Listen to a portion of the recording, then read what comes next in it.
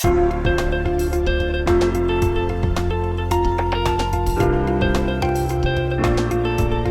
saudara yang saya kasih dalam nama Tuhan Yesus Kristus. Sebelum kita memulai perenungan kita, mari kita bersatu dalam doa.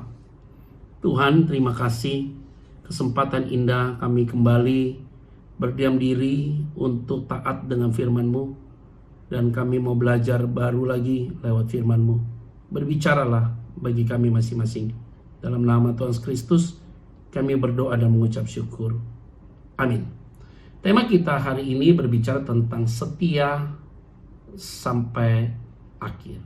Saudara, kalau bicara tentang setia sampai akhir dalam konteks hubungan kita dengan Tuhan, itu perkara yang sangat mudah sekali. Karena Tuhan setia kepada kita, maka kita jadi setia kepada Dia. Maka Tuhan yang akan menjaga kita sampai dengan garis akhir. Tetapi dalam konteks tema ini yaitu setia sampai akhir, yaitu bagaimana kita setia sama orang yang kita kasihi, kita cintai, kendati dia berperilaku tidak baik kepada kita. Nah, di dalam konteks firman Tuhan, saudara, Hosea pasal yang ketiga, ini bicara tentang Hosea suruh menikah dengan seorang perempuan yang sundal. Nah, ayat pertama.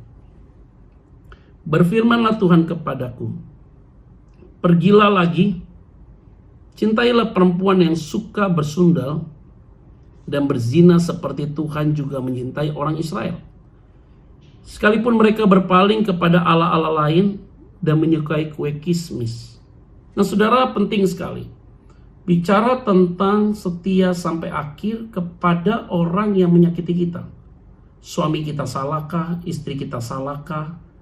Mungkin mereka melakukan ketidaksetiaan kepada kita dan segala sesuatu. Mampukah kita dapat setia sampai akhir? Maka jawabannya pasti tidak mampu. Kalau itu berdasarkan kedagingan kita. Tetapi kalau kita tahu hari ini kita bisa mampu, kita tetap setia, saudara. Maka ada beberapa tips, saudara, kenapa kita bisa setia. Kendati situasi itu membuat kita untuk bisa kemungkinan kita tidak setia.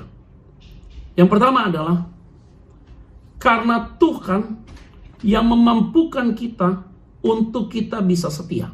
Itu penting. Kalau bukan Tuhan yang memampukan untuk kita setia, maka kita tidak akan mungkin bisa setia. Ini penting sekali, saudara.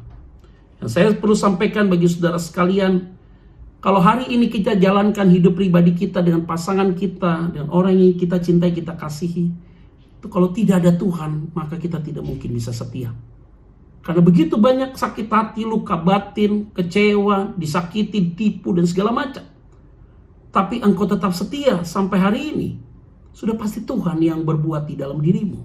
Yang kedua, kenapa kita tetap setia sama orang yang selalu menyakiti dan melukai hati kita?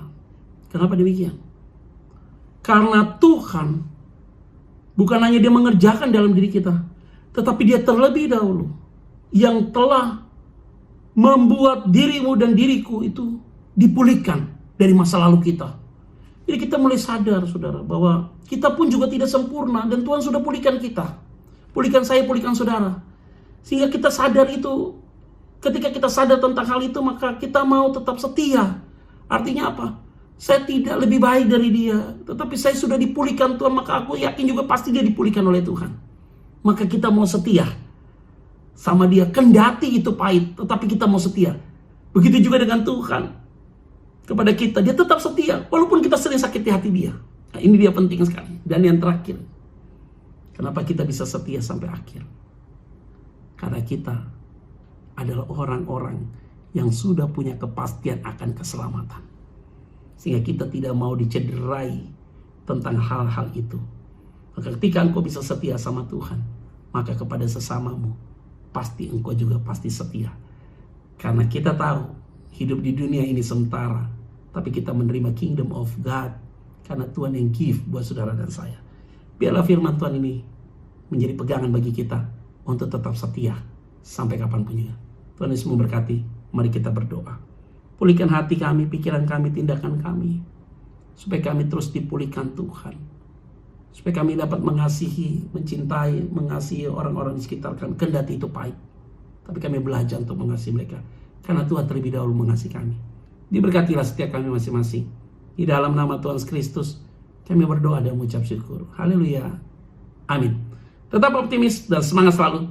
Tuhan pasti berkati saudara sekalian. Shalom.